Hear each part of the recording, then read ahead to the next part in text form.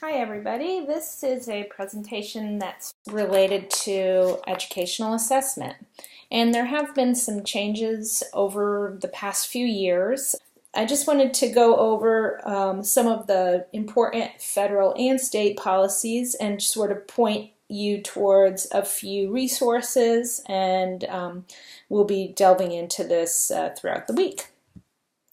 So, our education governance structures include sort of two branches, which include the State Department, or excuse me, the State Board of Education, and then the North Carolina Department of Public Instruction, which is NCDPI. And that's the website that we've been accessing to find our curriculum standards. They do licensing of teachers, and so the Department of Public Instruction is here's the statement of what they're charged with implementing state public school laws and State Board of Education policies and procedures.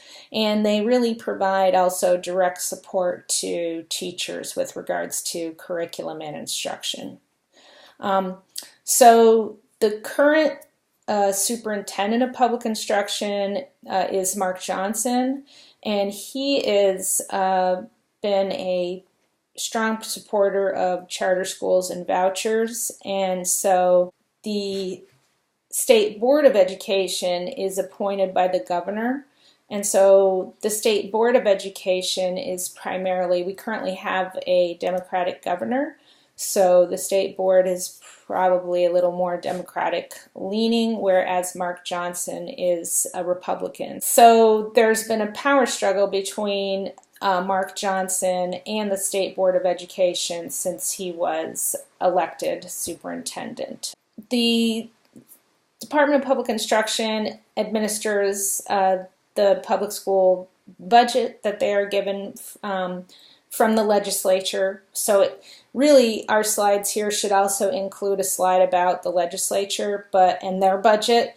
But that's, if you really want to spend some time, you can look through the budget, which was recently passed, and I can include a link to some explanatory documents about the budget, because the state budget does have impacts on policy and teaching. So the State Board of Education, here's their mission and their website. We're going to go over to their website for a second. Here's their mission statement. They're responsible for supervising and administering free public school system and educational funds for the support of the public school system. So as I mentioned, the members include the lieutenant governor, the state treasurer, and other members appointed by the governor.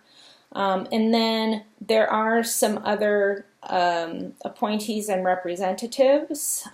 So you can see all of the members here. And I have just linked here a few important policies that you might be interested in knowing as a new teacher. You can obviously peruse the policy manual as you like, but one thing that I linked on here was minimum testing time, and this policy states that that teachers are not supposed to spend more than 2 days on preparing students to take tests in ways that are not aligned to assessing student learning. So that would include things like helping kids practice like bubbling and things, or learning about the format of assessments and things like that. So as you're out in your practica and getting more practical experience in schools, it'll be interesting to see what you think in terms of whether or not that is adhered to or not. This link is for test administration and the testing code of ethics.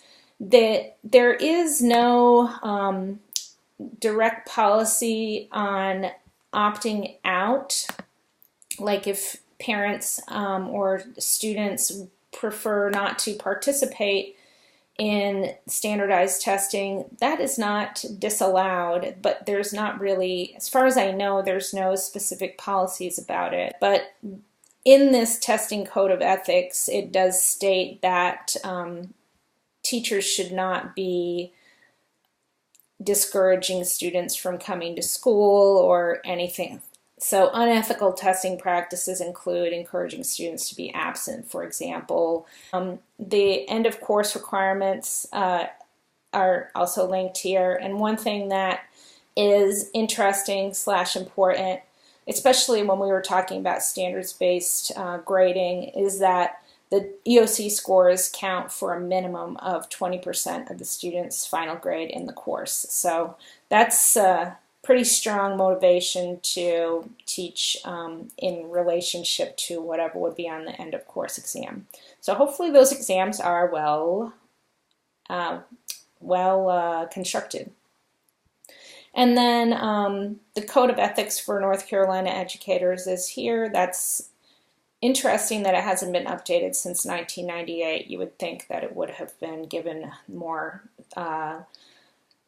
issues regarding social media for many educators. Those are policies that you might be interested in knowing at the state level. So if you're interested, and we'll be looking at this more, the teacher evaluation policies are here, and then you can sort by date. So here you can find the most up-to-date information about evaluating teachers, which was revised in 2016, and I think implemented in 2017.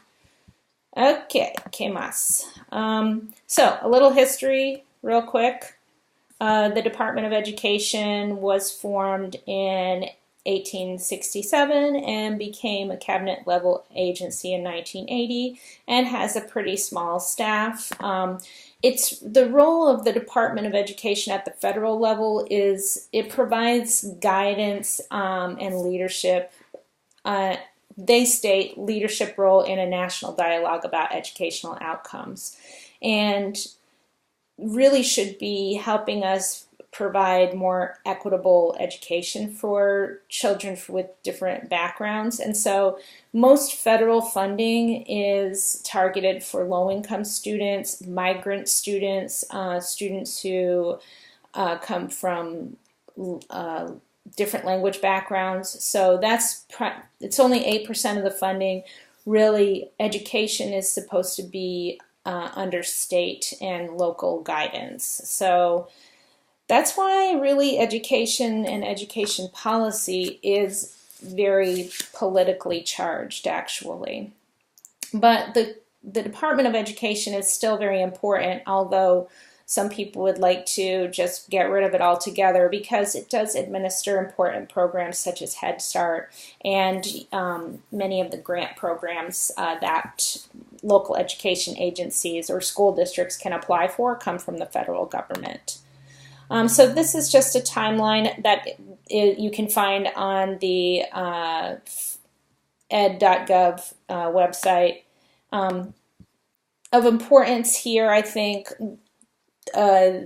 would be the Civil Rights Act is super important, and then the Elementary and Secondary Education Act, which is also considered to be a civil rights type of legislation because it focuses on equal access to education. And this act is what is reauthorized every 4 years, I believe, or so. And Title I is part of this. It's very thoroughgoing. Another important point would be Title IX, which prohibits discrimination on the basis of sex.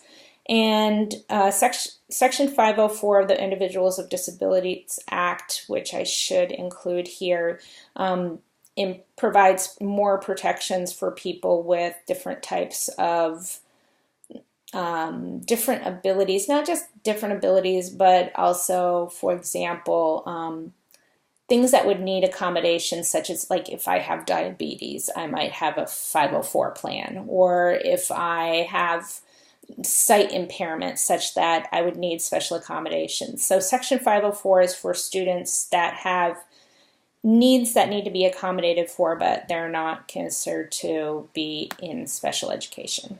Okay, so the Elementary and Secondary Education Act was originally passed in 1965 by President Lyndon Johnson and was considered to be also a civil rights type of legislation, in that it should guarantee education, full educational opportunity to everybody. And it's reauthorized, I think I said every 4 years before. It's supposed to be reauthorized every 3 years. No Child Left Behind was extremely controversial, the whole time that it was put out and throughout the years that it was implemented. Because, again, the federal government did not really give districts or states the money that they needed to implement the goals that were put within the act. And basically the idea was that states are going to set and achieve certain achievement goals for all of their students. And so, some rural school districts didn't have enough resources to meet all of their needs. There was just a number of problems. For example, testing of students who are considered to be English learners was thoroughly problematic. So finally in 2015, after much input from a variety of stakeholders, the ESEA was reauthorized as Every Student Succeeds Act. And now states have to develop their own accountability plans that have to include more than one measure of academic achievement, as well as a measure of student well-being that's not related to grades. For example, could be student attendance or some method of showing how engaged and happy your students or teachers are. The ESSA also removed requirements that states use end of grade assessments or end of course assessments as part of the teacher evaluation system. Teachers are still being evaluated, obviously, but the tying of student test scores to teacher evaluations was just super unfair. So that was removed, and that's why when we're looking at the North Carolina teaching standards, Standard 6, you'll still find it on some documents, but that was removed as part of the evaluation system for teachers. So I hope this overview has been helpful. We're going to be delving more into accountability at the state level, and if you have any questions, please put them in our discussion forum. Thanks.